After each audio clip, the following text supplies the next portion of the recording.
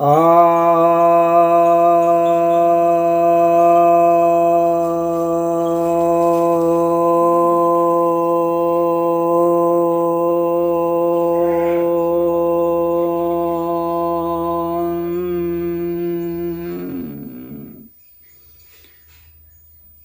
भक्तजनों को सप्रेम नमन। भक्तों, एक जिज्ञासा आई है कि अल्लाह का वजूद फिजिकल है या नहीं। उसी तरह से ईश्वर का भी बताएं कि वह फिजिकल है या नहीं।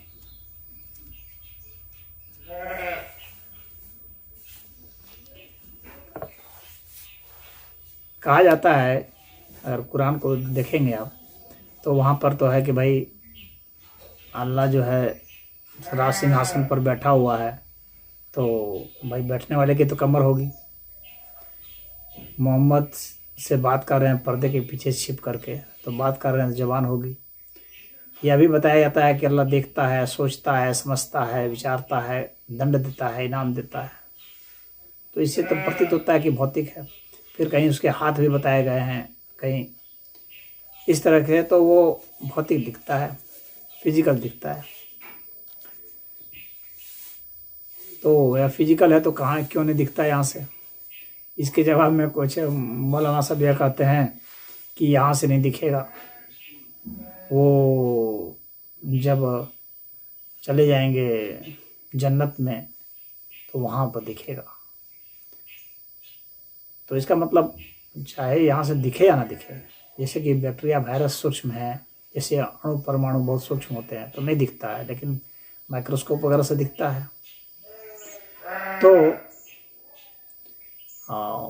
हम देख पाए या ना देख पाए तो हमारी क्षमता है, लेकिन वह क्या है यह तो उसकी बात होगी, उसके अस्तित्व के बाद। तो वह तो फिजिकल सिद्ध होता है, लेकिन कहीं कहीं पर कहा गया है कि नहीं, वह जो है फिजिकल नहीं है, उसको निराकार बताने की कोशिश करते हैं।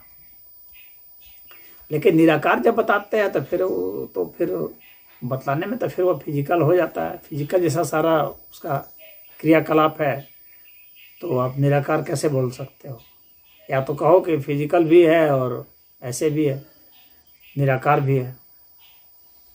लेकिन वे फिजिकल की बात नहीं करते हैं, कहते हैं कि वो इसलिए मूर्ति पूजा का विरोध करते हैं। वो कहते हैं ईश्वर साकार नहीं हो सकता, अल्लाह साकार नहीं। तो उनकी ये प्रॉब्लम है। और यदि मुझसे पूछा जाए अल्लाह के विषय में तो क्या फिजिकल है कि नॉन फिजिकल है, तो मैं कहूँगा ना वह फिजिकल है, वह नॉन फिजिकल है। वह तो फिक्शनल है, काल्पनिक है।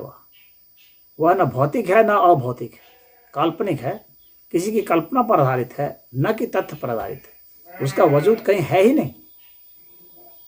तो जिसका वजूद कहीं है ही नहीं, उसके विषय में क्या कहना कि वह फिजिकल है कि नॉन फिजिकल है?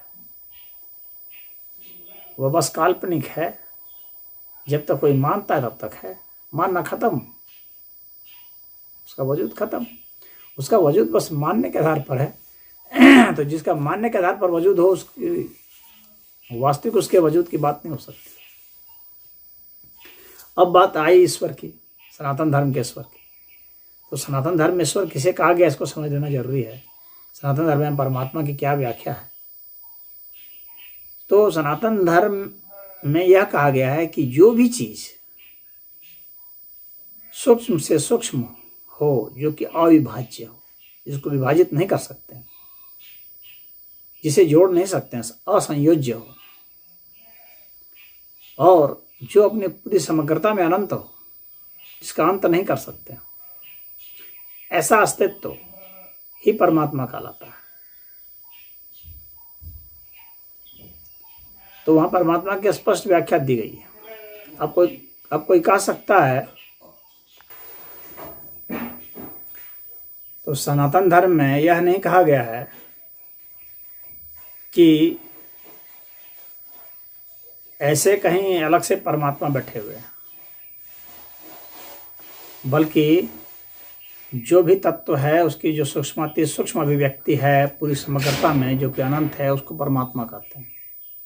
और जो अस्तित्व में सबसे विराट स्थिति है और इतनी विराट है कि वह अनंत है, उसको ईश्वर कहा गया है। यानी वह साकार अस्तित्व जो कि इतना विराट है कि उसका आप अंत ही नहीं पा सकते, उसको ही ईश्वर कहा गया पूरी समग्रता में। तो इस तरह से वहाँ पर जो है सनातन धर्म में ईश्वर को बनाया नहीं गया, ईश्वर को खोजा गया है। जो अस्तित्व है उसके ही उसकी अनंतता को ईश्वर कहा गया है। कोई आर्टिफिशियली उसको क्रिएट नहीं किया गया, जैसे कि इस्लाम में और ईसाईयत में कृत्रिम रूप से बना दिया गया है। वो कहीं अस्तित्व वजूद उसका सिद्ध नहीं कर सकते, जबकि सनातन धर्म में अस्तित्व इसका सिद्ध है। और अस्तित्व किस तरह से सिद्ध है? यही कहा गया कि अनंत अस्तित्व जो है वह अनंत अस्तित्व को ही ईश्वर कहते हैं। उसको आप चाहे जो भी नाम दें, सनातन धर्म को इससे ऐतराज नहीं। आप उसे ईश्वर नाम दें, परमात्मा नाम दें, आप उसे सिर्फ अस्तित्व ही कह दें, सिर्फ एग्जिस्टेंस कह दें, या XYZ कोई भी नाम डाल दें, उससे कोई फर्क नहीं पड़ता। तो ये दोनों में अंतर है। वहाँ अस्तित्व एक कृत्रिम अस्तित्व बनाने की कल्पना की गई है कि ऐसा कोई है जो ऐसे बना रहा है, चला रहा है इस टाइप से। और यहाँ पर है कि यह अस्तित्व कैसा है उसको खोज दिया गया है, उसका नामकरण कर दिया गया है, बस इतना है।